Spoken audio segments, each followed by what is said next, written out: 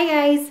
So March was rubbish for me in terms of filming. I got a really bad cold about halfway through March and it meant that I fell horribly behind in my filming and I have missed my reviews of 3 episodes of Once Upon a Time. This is unacceptable and I'm very disappointed in myself and I want to make up for that. But I figure that now at this point, when it's like 3 weeks down the line, in fact it's nearly 4 weeks down the line, doing full reviews is probably not very beneficial at this point. So I think that what I'm going to do just right now is very quickly give you a brief recap of my feelings of Once Upon a Time Season 5 episodes 13, 14 and 15. I think the easiest way to do this, rather than kind of go through everything that happened in every video, is just talk about a few highlights, things that I really enjoyed, things that have made me extremely happy, things that have made me frustrated. So I think one of my favourite aspects of it so far, which I think is just very obvious because this is how I felt about this character in the past, but the return of Cruella. Oh, I have enjoyed that so much. Victoria Smurfit is hilarious and I feel like the way that she plays this character is just absolutely perfect. And when she was killed off in the previous season, I was genuinely really gutted, not only because it was Emma who did it, but because I was like, oh no, does that mean we're not going to see her anymore? Because she's so insane and the things she says are so creepy and ridiculous a lot of the time, but she just amuses me so much. There have been so many lines that she's had since she's been back, and she's only had a handful of scenes, but already every time she's on screen she just makes me laugh, she just entertains me. One of my favourite lines of this like 5B so far was when she was talking about the things that she missed about the real world, and I can't remember the order that she said it in, but it was something like the glamour, the gin, the something, the gin. If you watch the episode you'll know what I'm talking about. She's just hysterical, and that scene between her and David when she thought he was James but she didn't, she obviously already knew that he was David, but she just went with it, and like it was like seeing how far like he would go or how far she could push him, which I just thought was great and it really entertained me. As I said before in the one review that I've done so far this season, I really like this like James and David potential. I feel like there's so much potential for fun stuff with that and I hope that they capitalise more on that as the season goes on. But that was really fun. Next thing, I might as well get it over and done with because you all know that that is my favourite thing about Once Upon a Time. The Captain Swan stuff has been so lovely. I will be honest, like the first kind of couple of times that I watched the reunion scene in 5x14, because I'd been so looking forward to it and I think I'd really built it up in my head and I was like, oh, it's going to be this huge romantic moment and it's going to be wonderful. I feel like it was a lot more understated than I'd expected it to be, and so initially while I was like, oh, they're back together and she saved him and it's wonderful, there was an element of me sort of being a bit, not underwhelmed because I wasn't underwhelmed, but I think I put too much expectation on it and I was like, oh, it's, you know, there's going to be this huge I love you situation and it's just going to be so cute and lovely and wonderful. And then like realistically I have to think about the fact that he's just been horribly tortured. He's been through absolute hell, it's been awful. She's been running around losing her mind trying to find him. It's been a very stressful time. So I think initially I was like, oh, it's a little bit kind of, I don't know, shorter and quieter of a moment than I thought that it was going to be. But then I've rewatched it about 17 times because obviously, why not? And I actually really love it. I think it's lovely. I think it's very, very nicely written.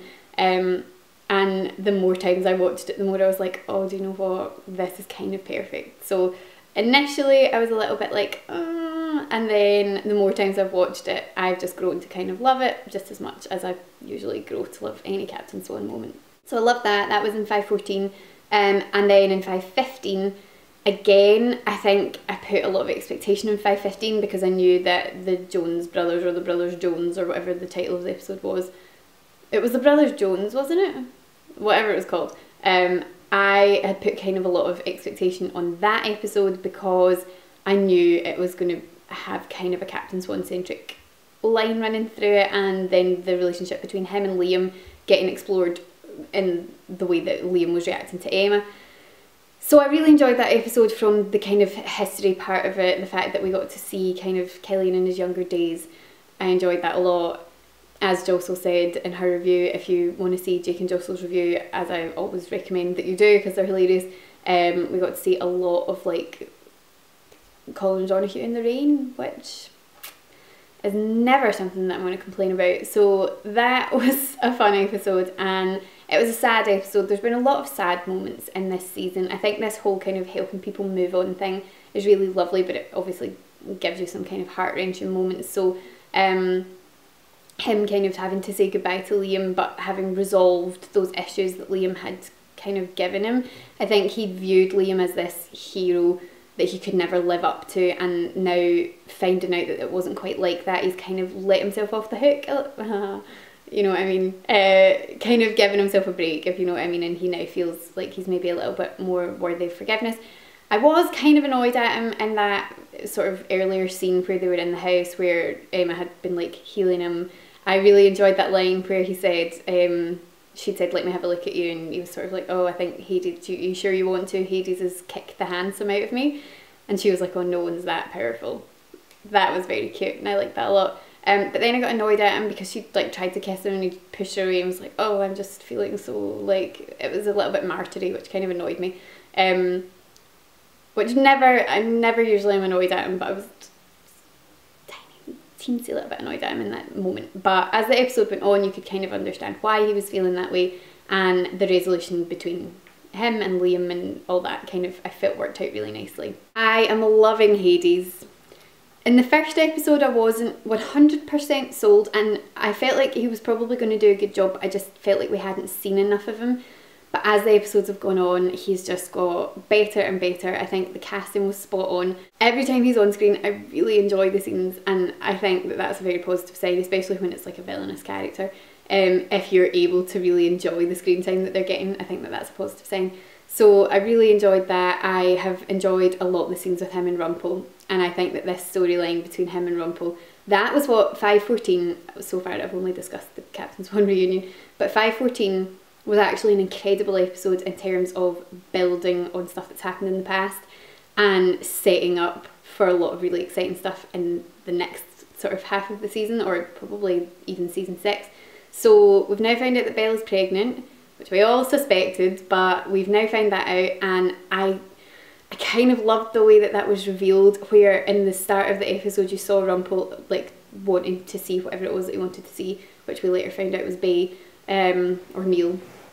Sorry, I'm moving my legs because they're getting pins and needles in them. But yeah, we'd seen him asking to see whatever, and it showed him Belle, and he looked really horrified. And you're going, what is the deal? Like, why is he freaking out? Like, yeah, okay, he's separated from Belle and he's worried about her, but what's the situation? And so when you find out later in the episode that she's pregnant and that he'd asked to see his child, that was just... And then when that happened, I was like, did I miss that? Did we hear him in the first instance say, show me my child? Or whatever. Because I don't think we did. But anyway, I thought that was incredible. I really enjoyed that a lot. And I feel that that storyline, those flashbacks where you got to see... Oh, there's another flashback. Just sorry, I'll drop it in while I'm talking about this. But the flashback to when Mila met Killian. Can we just all take a moment to appreciate how incredibly hot that was? You could totally understand how she would fall for him. But anyway, that was not the point of this ramble. The point of this ramble was that those flashback scenes where you saw what they went through when, you know, when Babe was a child and he'd been bitten by the snake. I love seeing those kind of old style Rumple scenes where you see what he was like before and you see the man that he was.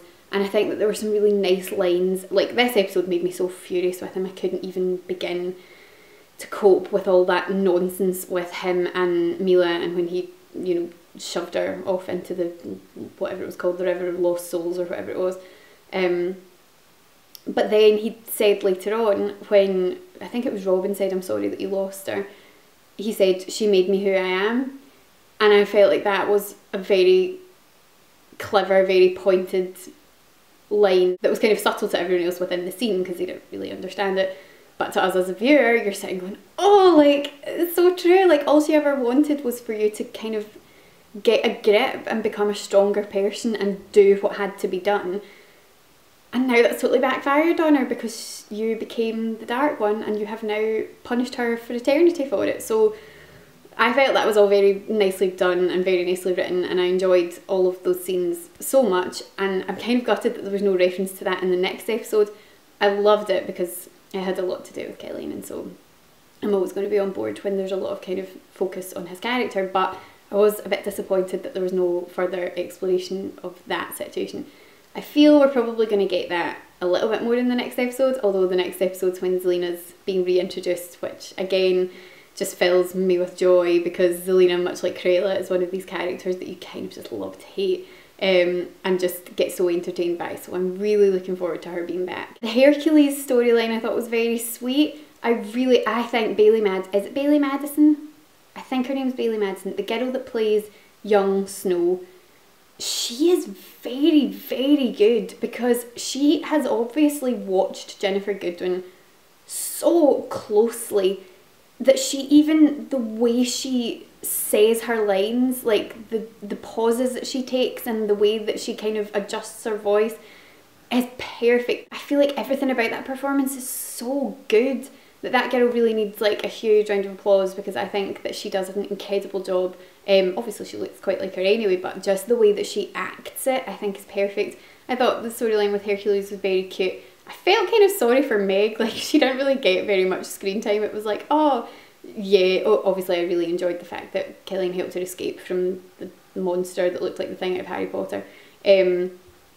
I liked that he helped her there, and she kind of got the message to Emma that he was okay-ish and whatever. But I did feel quite bad that it was kind of, that was it, and then she helped them defeat the monster kind of thing, and then they just like left together, which was very sweet, but I felt like it all happened a little bit too fast. I probably would have liked for Hercules and Meg to be in a couple of episodes. I don't know, just to spend a little bit more time with them, because I felt like that was a little bit rushed, but I feel like they're kind of just stuck for time a little bit in this season, because they've got so much they want to do with it, and they've got obviously a lot planned for before the finale. So yeah, I feel they could have done a little bit more with that, but I enjoyed it regardless. So I think that's it. I think I'm kind of up to date with everything that I'm feeling at the moment. My feelings about the end of the previous episode were very positive, because obviously we've got a nice little Captain Swan resolution where he's like, yes, of course I'm going to come back, and my brother did what he did to give me a future, and I'm going to have one kind of thing, which I really liked. That was very cute, so I enjoyed that. I'm glad that that's all sort of sorted out, and yeah, I can't wait for the next episode. I think it's going to be a good one. Zelena's back. I think Zelena Hades is like an excellent combination. Like, I feel like those are two people who you just like know is going to end in absolute disaster. So I feel like that's going to be really interesting to watch unfold. So that's it for now. I hope that you have enjoyed this ramble, and if you have caught up with the recent episodes, let me know in the comments down below how you're feeling about 5B so far and what your hopes are for the rest of the season, etc, etc, all the usuals. If you enjoyed this video and you want to see more chatty Once Upon a Time related videos from me, hit that subscribe button. And if you did enjoy this video, please give it a thumbs up to let me know. Thanks so much for watching, guys. I hope you're having a great day, and I'll speak to you again soon. Bye! There's our shot, and it was when Regina was at her dad's grave, and it's when she'd used the potion that Emma tried to use to contact Kelly, and she had used it to try and speak to her dad, which had worked.